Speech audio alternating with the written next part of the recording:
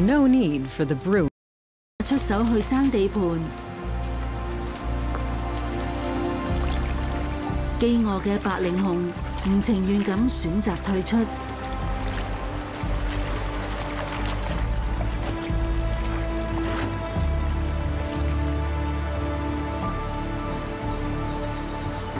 冇幾耐之後，佢又揾到另一個理想位置，可以繼續捉三文魚。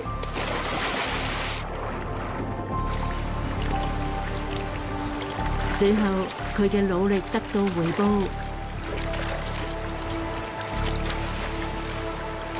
新鮮嘅魚係呢片童話森林為熊提供嘅一種生活必需品。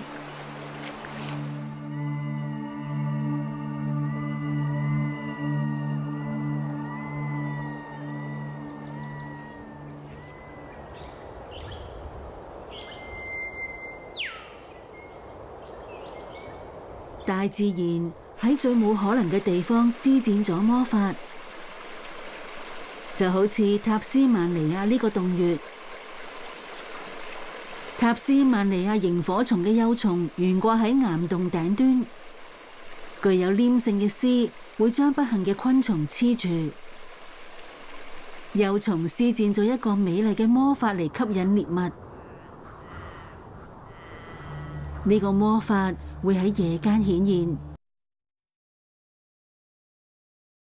Get ready for move.